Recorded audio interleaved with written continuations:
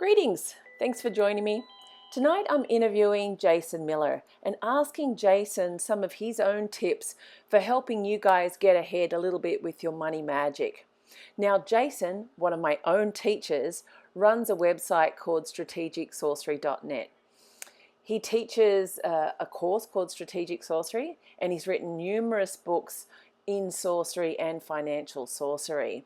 So I was really honored to be able to speak to Jason and get some personal tips about money magic, especially since we've been talking about money magic all of this month. So just so I can let my audience know that you're Jason Miller, and you are actually, I don't know if you know this or not, but I'm actually in your strategic sorcery class. I do. I'm one of your students. I'm a bad student because I don't jump in your very popular Facebook group a lot, but I know it's a very active group. It is, but between you and me, a lot of the best and most accomplished students never do. Okay, that makes me feel so much better.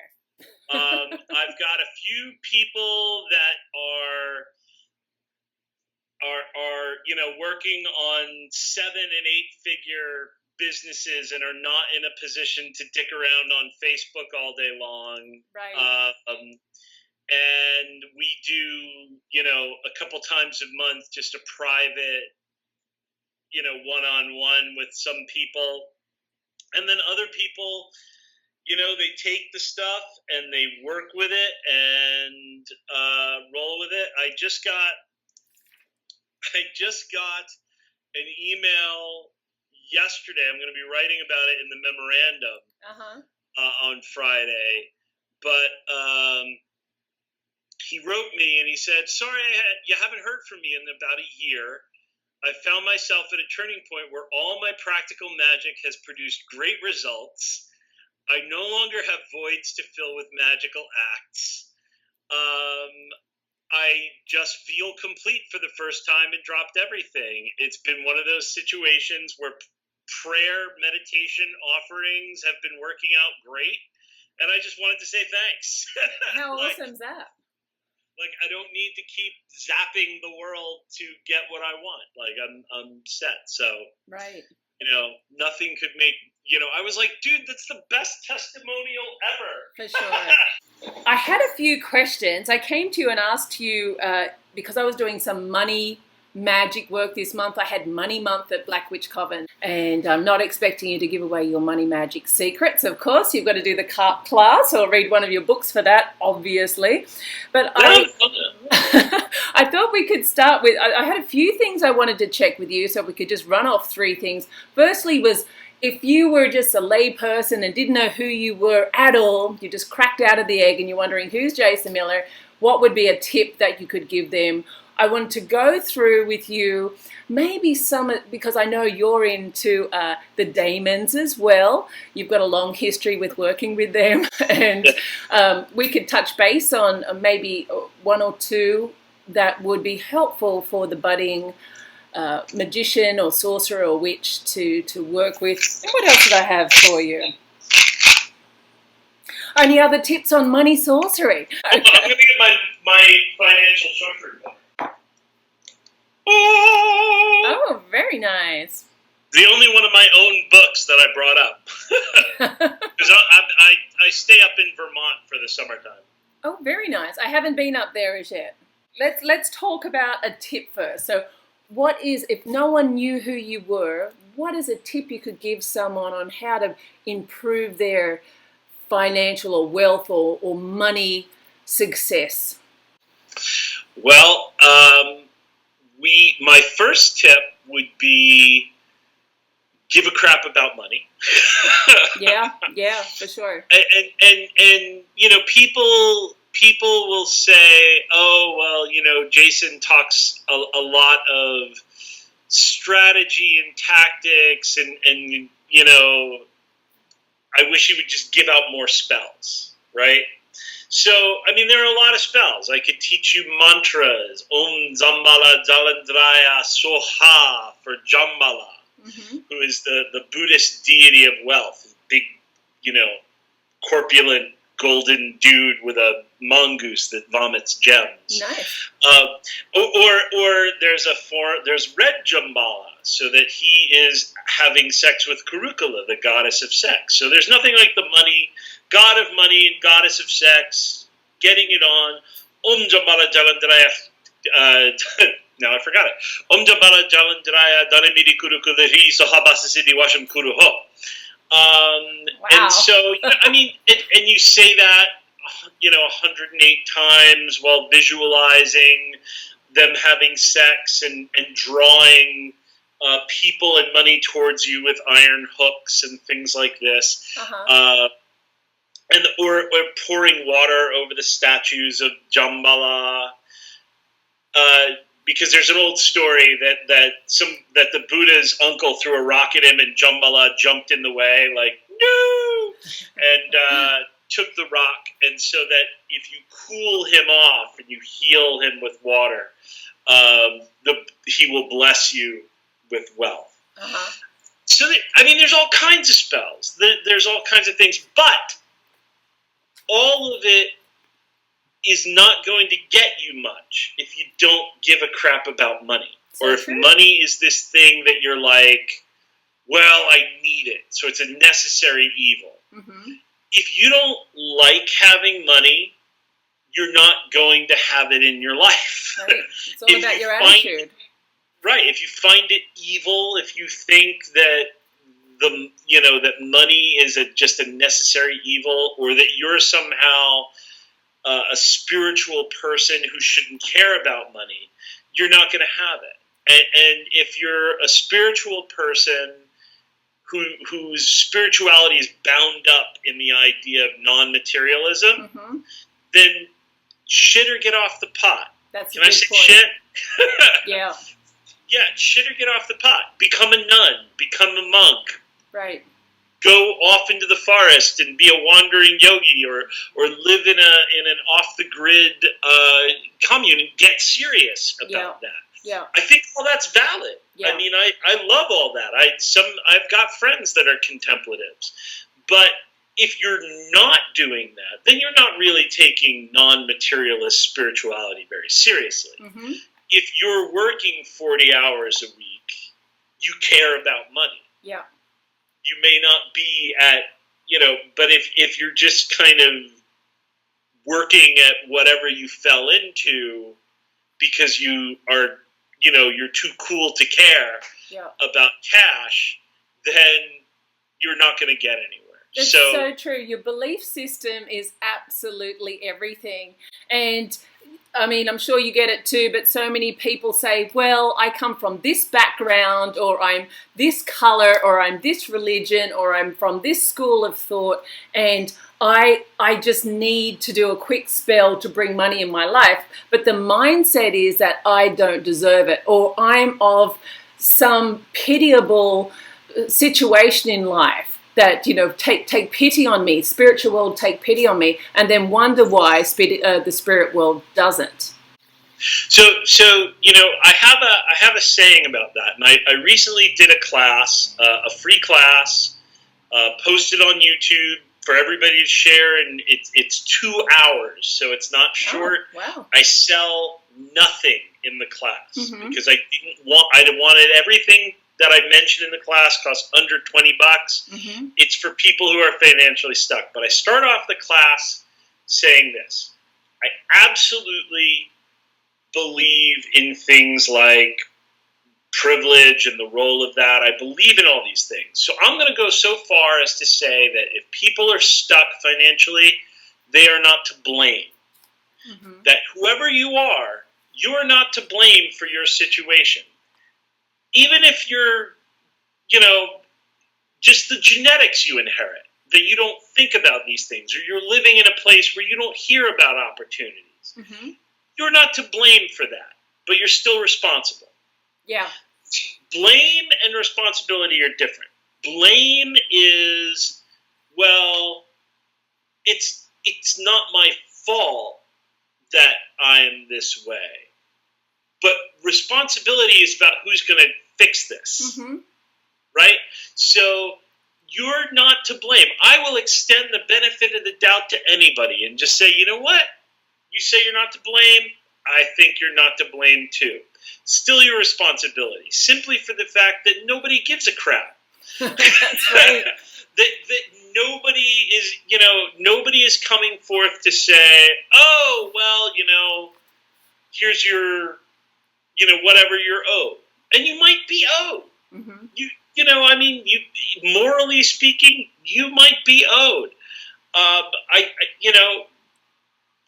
But it's not going to happen.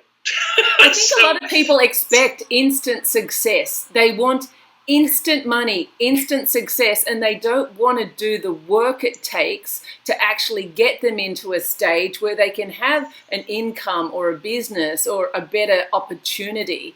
So really, is it laziness? Well, a lot of it is unfortunate that people,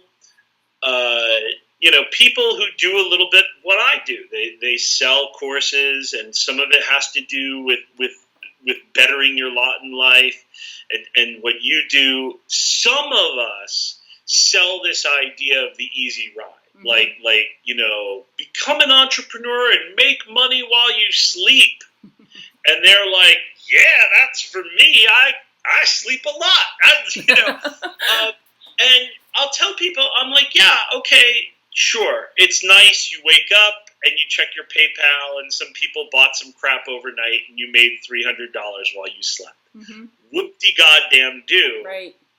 Because at 2 o'clock that afternoon, you're busting your ass making your business work, and nobody's bought shit that afternoon. You know what I mean? Like, it's not about this easy. Those are the people that are really trying to rope in and victimize people who want to do no work. Right. And so I try to go out of my way to make sure everybody knows that whether it's wealth work or business work or magic itself, it's work. Yeah. It's work getting good at magic. It's work getting good at money. It's work getting good at business. It's work, work, work. Yeah, it sure is. And it's long-term work, and I was saying to you, it's consistent work, and it's really believing in yourself. And for me personally, being a woman in business years ago, there was no one just given anything to me. When I divorced long 2 decades ago, I had nothing, and I did not once feel like I am going to stay in this stage forever. In Australia, a woman in business I remember going into the Commonwealth Bank, which is one of our major banks there, and I already had several businesses at that stage in Westfield. And I walked into that bank, and I had 4 fat cat business people there, and they said, so should we wait for your husband or for the man? And so my business banker looked and was like, oh shit, she's just about to stand up and tell him what for. And I just said, I really feel like I need to find a different bank. Now, the point is that you can't have this poverty mentality, or that I'm a woman and I shouldn't be in business, or I can't succeed in life just because I have children and I don't have money right now. You've just got to really have the plan and work that belief system, and then have systems in place, the magical systems that we'll talk about, to really facilitate the plan that you've already created.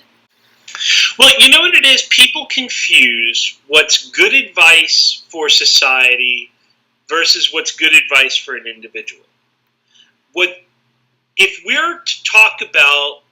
If we were in government, you and I, and we were to talk about what should we do about making a more level playing field for women in the workplace. Mm-hmm. The advice of, well, women just have to pull themselves up by their bootstraps is kind of BS. Right. Right? Like, that's not a societal function. In America, if we say, well, what are we going to do about making an even playing field on race? And we say, oh, well, we just got to make sure people pull themselves up and leave them to their... That's not a reasonable societal fix. Mm-hmm. But it is a reasonable advice to an individual. Right. To say, hey, don't wait for society to do this for you. You've got to work with whatever cards you've been dealt, and no one is gonna save you. And that's true for any problem, not just money. It could, I was talking about that about sexual assault. Telling society, what do we do about rape on campus? Telling women to get self-defense classes is not solving the problem as far as the overall problem. But it's still what I tell my friend or my daughter to do individually. Like, right. Get a plan. Learn how to take a guy out. Yeah. So, there are different things. It's advice for society and advice for the individual. And I think people get bollocksed up between the two. That's right. But for me, my advice is to have a plan. Actually have a plan and work the plan. No matter whether you're a chick, whether you're a guy, don't just believe what society has for you or the box society wants to put you in. You've got to create this plan, work the plan, know that society is going to put you in the box and not worry about it. Get off social media and stop worrying about what people are thinking or saying would be one big tip in our industry. And the plan that you have when you do the magic, those spirits, whatever they may be, or those spells, whatever they may be, will spill over and will start to conform to that plan. Yes. We were talking before the show about how, you can summon Astaroth to just increase your finances.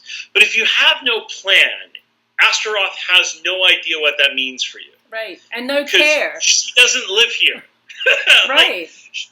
Right. She's looking at you and just kind of like, well, you're richer than most human beings on Earth, so I don't know, like, here's, and you find somebody's wallet in the street. The magic worked. Whoop-de-goddamn-de-doo. It does absolutely, you can take somebody out to dinner for the night. Right. Yay, that was really worth 3-hour conjuration.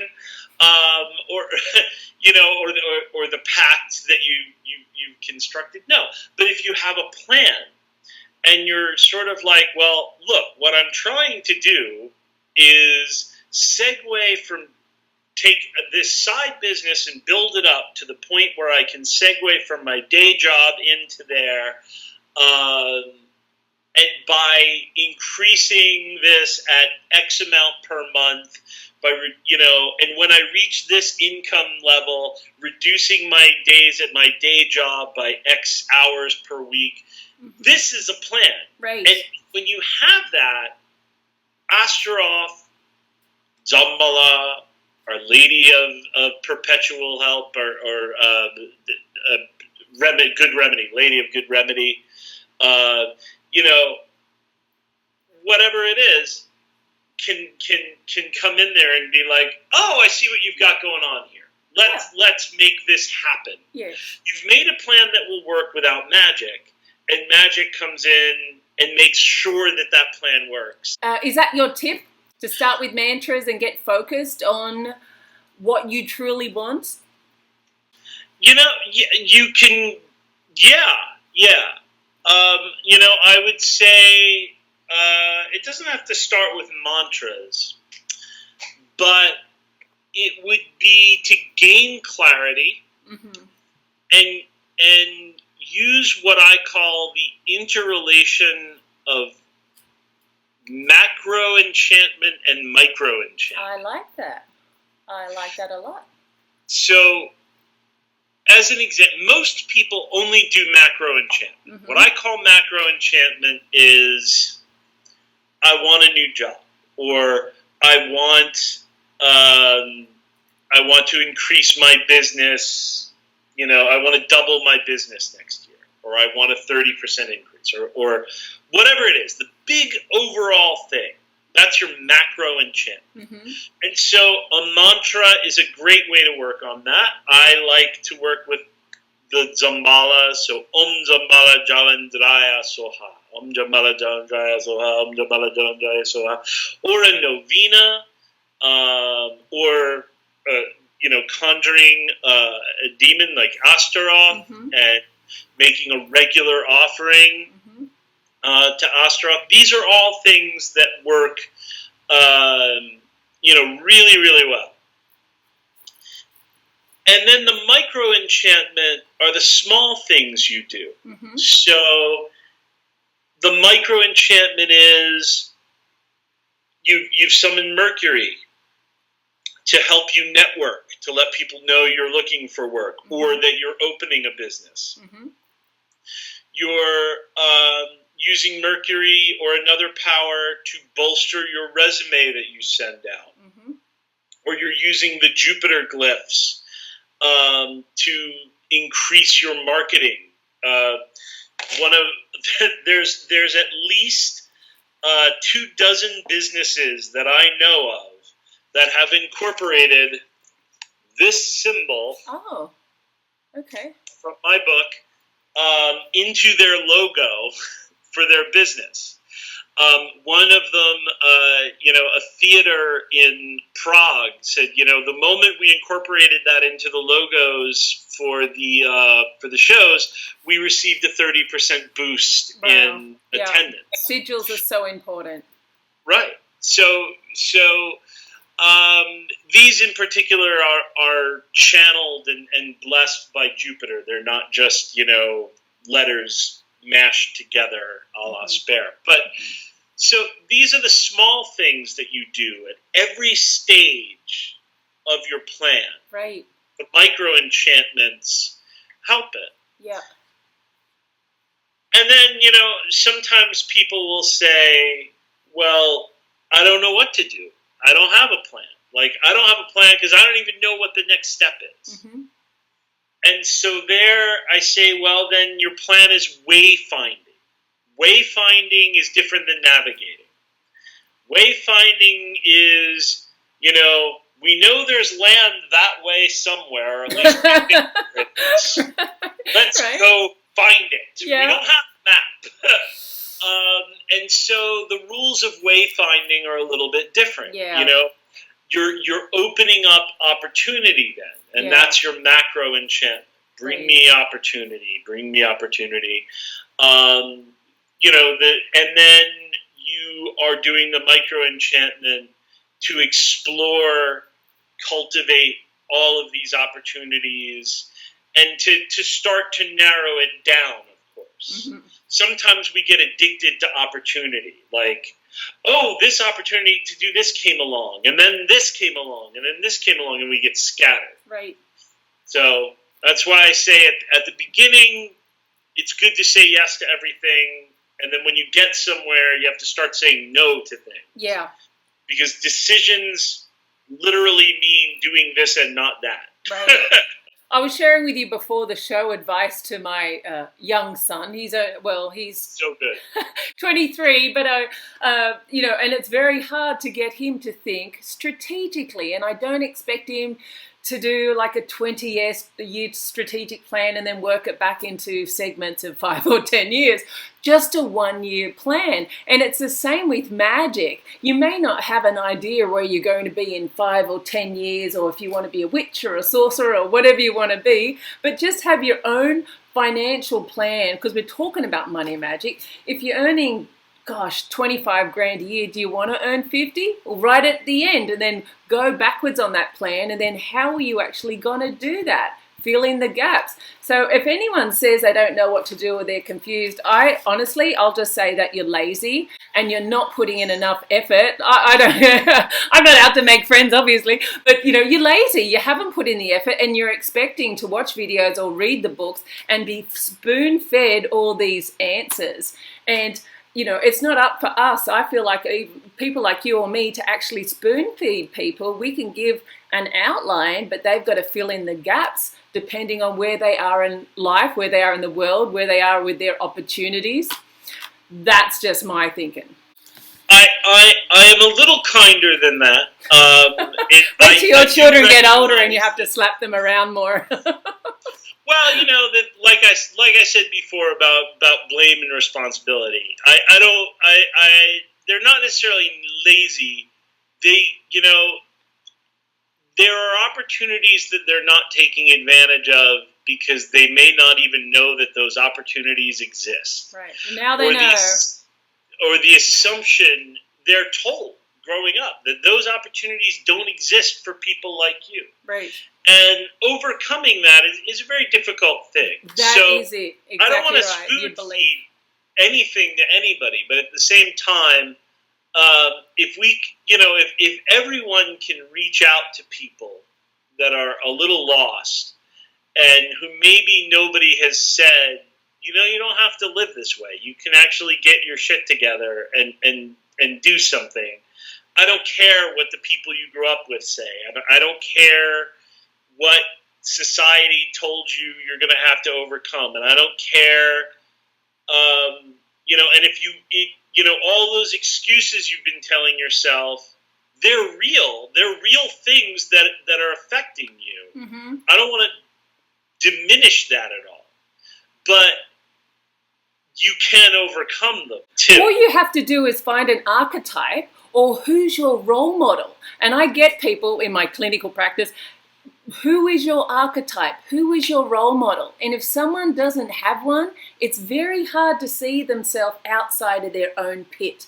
And that's when they'll have a pity party because they can't see themselves or they don't know of anyone who has actually succeeded within their demographic. And so that is my first tip, is to find an archetype, find a role model, and just look at what they did to get out of their little pit. Huge piece of advice. Yeah, that's a great one. Yeah, absolutely. So as a mother of three, I have and as a businesswoman and as a witch, I have very little empathy because if you're watching the internet right now, you have so many tools at your disposal. It's just not funny. You're not sitting in the middle of a bush struggling to get food or water. So once again, that's just me. But yeah, no, you're right. There are people who, you're no matter what your situation, if you're watching this, you have access to the internet. Right. So you have access to the largest collection of knowledge ever assembled in the history of humankind. Hell yeah. Why are you fucking off on Facebook? You're around my age. I think I'm a little older than you, but back in my day, there was a golden, because I grew up in Sydney, Australia. There was the Golden Book Encyclopedia set. I think there was a set of them, and right. I was pretty lucky. And then I had to get on my little bike and ride down the library to the very limited resources you had, whatever your local library had, and that was my whole world. So it's out there, and you can find stuff for free, and like good stuff for free. Oh, hell yeah!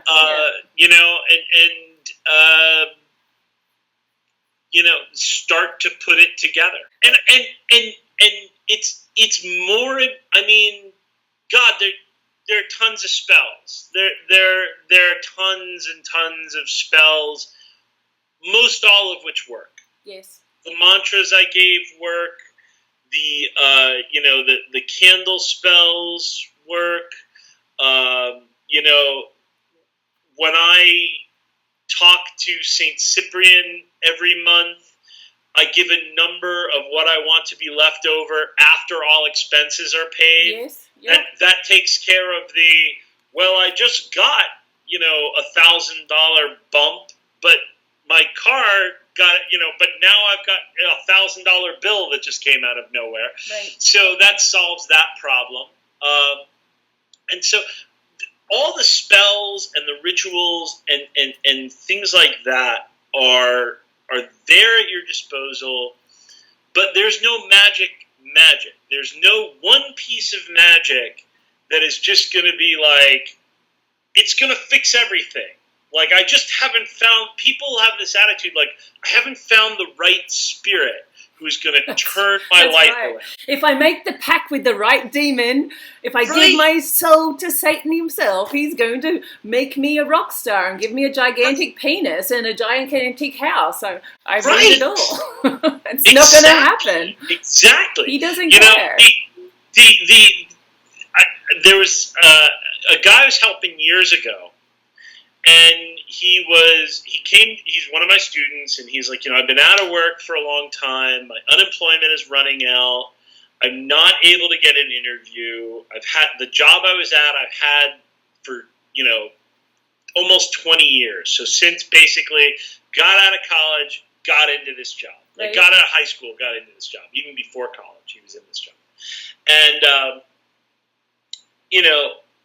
he's talking, and I'm like, well, what have you done? And he gave me this list of deities, demons, spirits, angels, whatever, and he's just running through them all. Like, I've gone this one, and this one, and this one, and this one. So we sit down, and I said, well, I did a little reading, and I was like, let's work with Helios. I said, but let me see your resume. So he shows me his resume, and it is terrible. It's not that he's terrible, but his presentation of himself was ridiculous. Mm-hmm. I mean, it was like no one would be able to know that he even went to college, because it was like, his top thing under education is like, I'm almost done with my Reiki master. And it's just like, right. Yeah, no, you have a degree in accounting. Maybe lead with that. Right. So, it was, so I fixed this up, and, we talked to him a little bit about how the market has changed over 20 years since he last looked for a job, and why it's not the same. And he started this Helios thing, and he immediately finds a job. And he was like, I am forever in debt to Helios. Helios is the one. Helios is the most powerful god ever. And I was like, so you don't think it had anything to do with the fact that you cleaned up your resume, learned how to interview? Oh, no, this is too big, too important for stuff like that. It's divine. It's got, like, dude, you just got a job. Like, you did something everybody. Yeah. But it's if we're 100% focused on magic all the time, without any room for anything else, then there's nothing for your magic to work on. Yes. Other than magic. So you might be, the most knowledgeable guy in the OTO, but your magic doesn't have anything to click, to sting, to sit to. Yeah. So I 30% of information diet should be about the other things you care about. If you're trying to get a giant penis and get laid, maybe the demon you summon is like, okay, here's some soap. let's introduce you to what a shower is. So both of us like playing with our demons. Is there any other demon or deity that you like to work with when you're working with money or wealth? Right. So there are. I work a lot with Hecate. I have a whole class. Now, Hecate, not a money deity. Right? Not somebody you go to for money. There are spirits associated with her that are, and so I work with her in conjunction with some of those spirits. But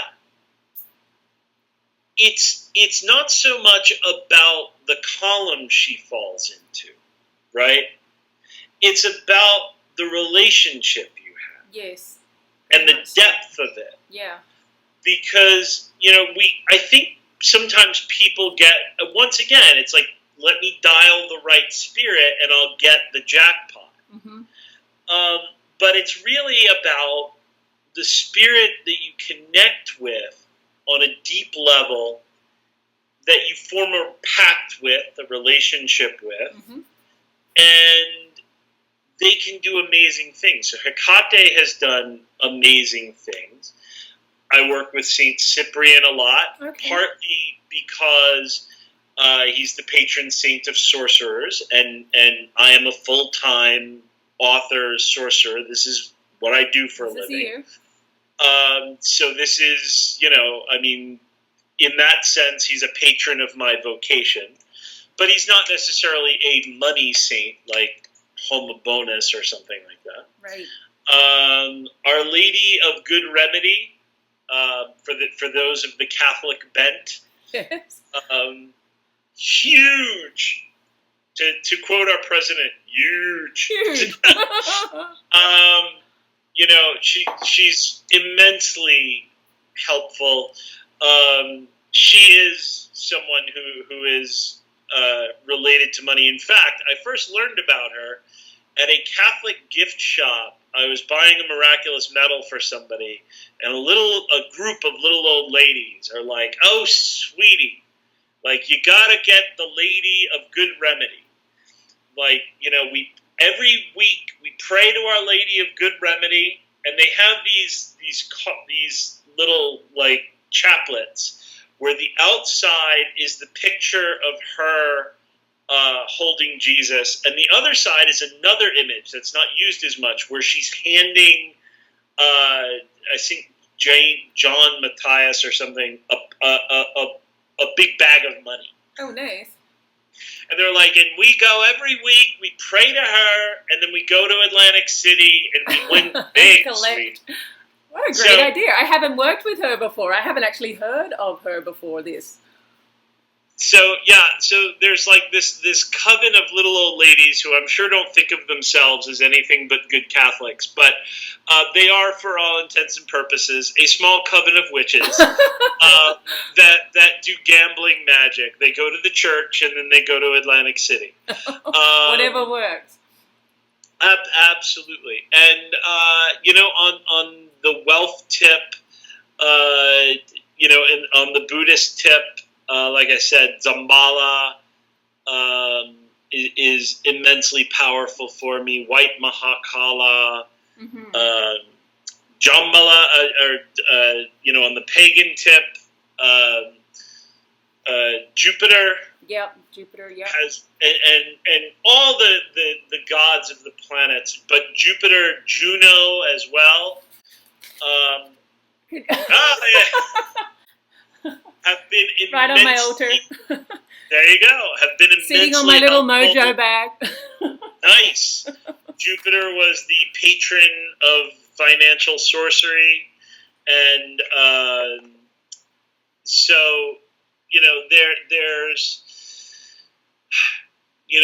there's just a lot there as far as beings that I like to work with. That's awesome. Well, thank you for sharing that. That's a huge tip just within itself.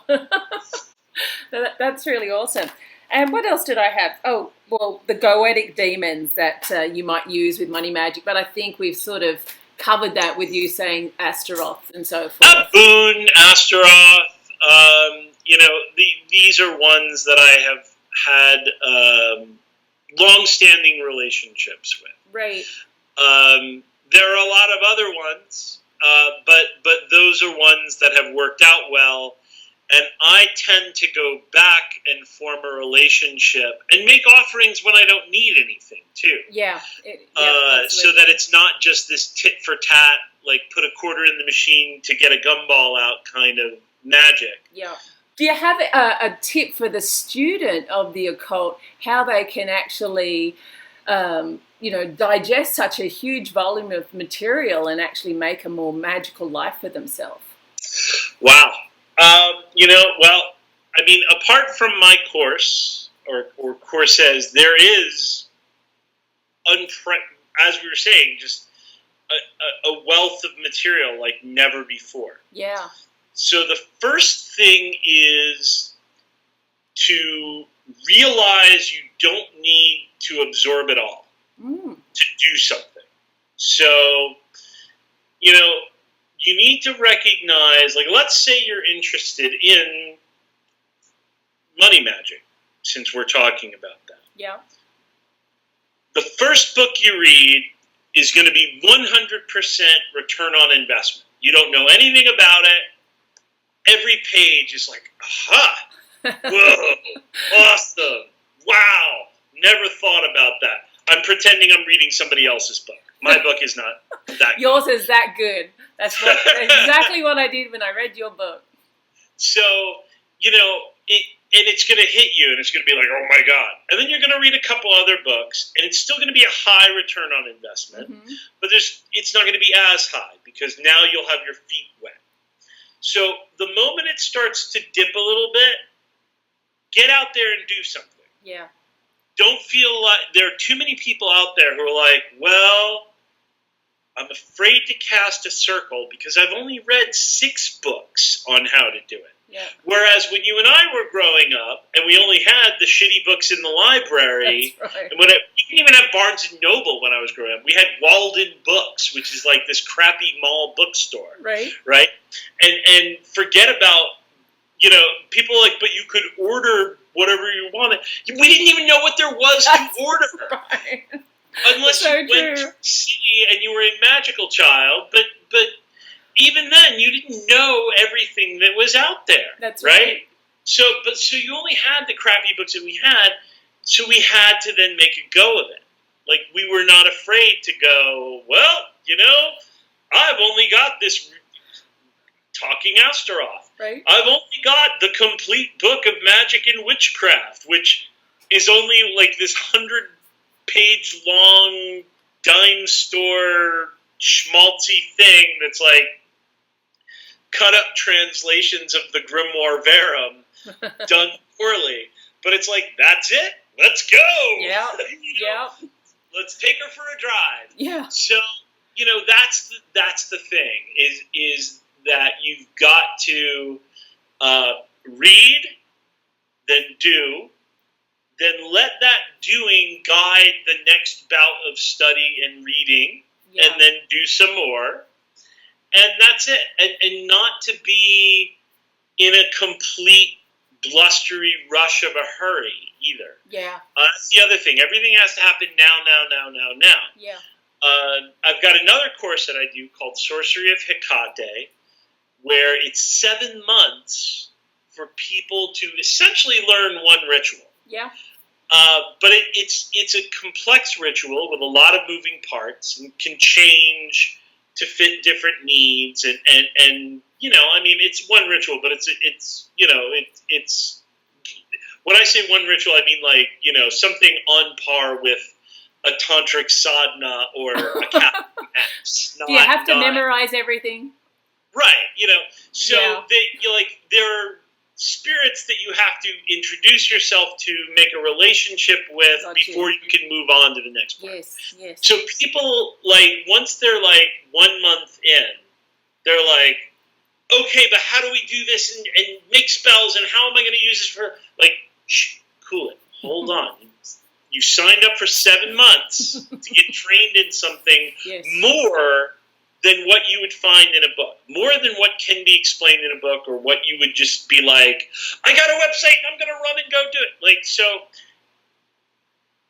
The stuff that takes time to absorb, take time to absorb it. The stuff that is like, hey, go give this a try, go give it a try. Mm-hmm. Don't be afraid to get your hands burnt, but don't be afraid to buckle down and take your time with something either. Right. So it's that's great advice. It's really just being aware of how you learn best, and honest about how you learn best. Mm-hmm. Not how you like to learn, but how you actually learn best. Yeah. Because some people like to bounce from one topic to another wildly and know almost nothing about it before they've moved on. Yeah. So it's about knowing, learning how you really learn and monitoring yourself and going on from there. Yeah, that's great advice. I think getting off the internet, like you're saying, get off the internet, put down the damn book, and like we did during our earlier years, pre-internet years, is actually get out there. I remember, like, it's so funny because I was telling somebody who told me, oh, I love your books, but I wish that they were published by somebody like the Scarlets, so that they could be like, hardbound in unicorn scrotum, and there's only 12 of them, Right. and, or Zoanon or something like that, and feel like really occulty and special and stuff like that. And I said, it's kind of funny that that's the thing that gives you the occult feelies, because when I was growing up, the things that made me go like, whoa, were loose stacks of photocopies. Because if somebody was handing me a stack of loose photocopies, I know that it was either from a university library or from someone's private collection of papers that were from their order experiences or stuff that they had been passing along secretly in the 60s and 50s, and right. So that was like the good stuff. I was like, so it's exactly the opposite of like the artisanal bound, goat skin page thing. So it's a different time. Well, I thank you so much for your time tonight and sharing so many little tips. I think they were all really awesome. If anyone applied any of this advice, they would see a real change in their life. Thank you. And I'll see you in the classroom then. All right, I'll see you in class. Okay, bye for now.